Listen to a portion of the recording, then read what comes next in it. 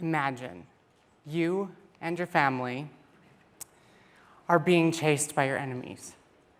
And as you're running away, you find yourself standing upon the shore of a gigantic lake. So with your enemies behind you and water in front of you, what do you do? And keep in mind, you don't have Moses with you.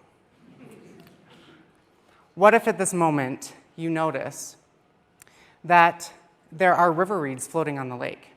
So you take these river reeds and you pile them one on top of another and you build a raft. And then you put your family on that raft and push away from the shore just in time to escape. Well, that sounds a little bit like something you might read out of a novel, but it is the beginning of the famed Otos Islands in Lake Titicaca, Peru, which I'm showing you here. About 5 years ago, I had the privilege of visiting these islands and witnessing for myself that these people continue to build not only their islands out of totoro reeds, but also their houses, towers, boats, and they even use these totoro reeds as a cooking fuel. Now, the inhabitants of these 42 islands still face many of the challenges that their ancestors did hundreds of years ago. Like, where do you get clean water? Or what do you do with your sewage? I was there with a group called Global Engineering Outreach. And for 9 months previous, before we got to the islands, we had been developing simple technologies that these people could use to improve their lives without destroying their culture. The technology that my group was slated with working on, was developing a storable, clean-burning cooking fuel for these people. Because it turns out that these reeds can only be burned during part of the year when it's dry. And when they do burn them, if they breathe in too much smoke, it can cause respiratory problems. So our solution was to take these river reeds, or totoro reeds, and turn them into charcoal briquettes. Now, the carbonization process is well understood. And we were using a technique developed by the D Lab at MIT, which was to take a used 55-gallon oil drum, put a hole in the top and several holes in the bottom, and then stuff it full of these totoro reeds.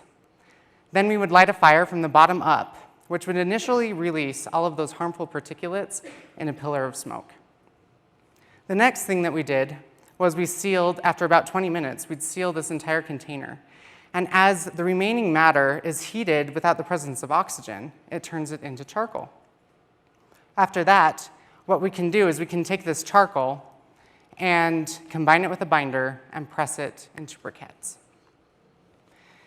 Our goal while we were here on the islands was to share this technology with as many of the inhabitants as wanted to know about it.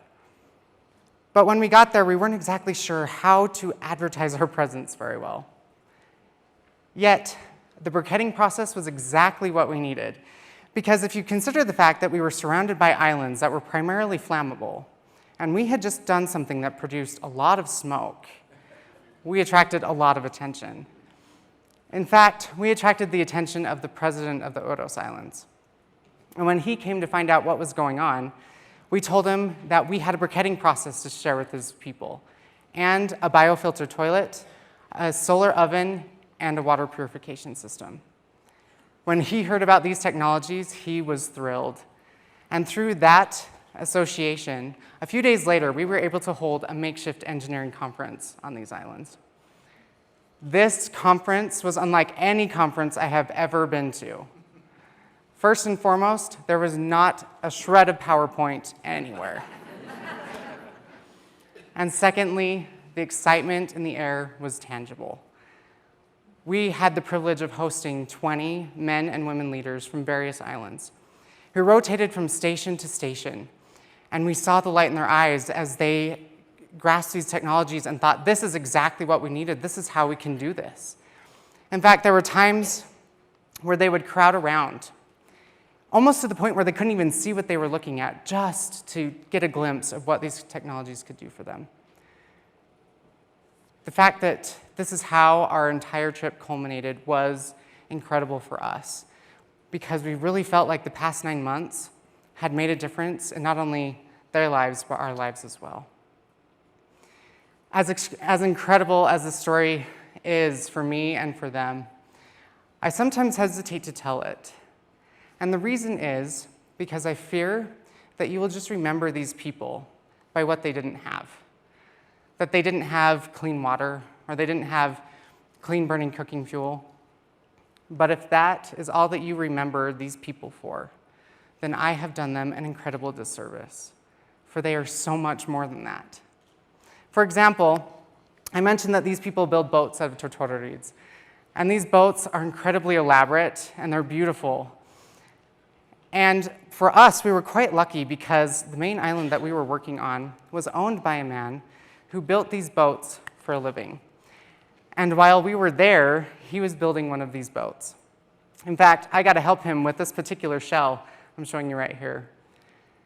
Now, as we were helping him throughout this process, we were curious as to exactly how they got these boats to float.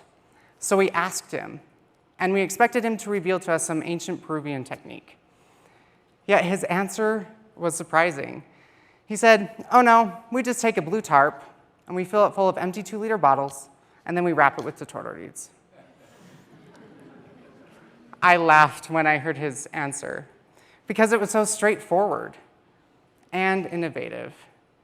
This man isn't defined by the fact that he doesn't have running water, but by his ability to build and create.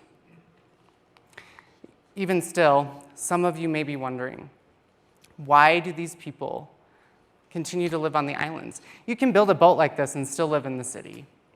In fact, many of the Uru people have moved to the city and just work on the islands for the tourism industry.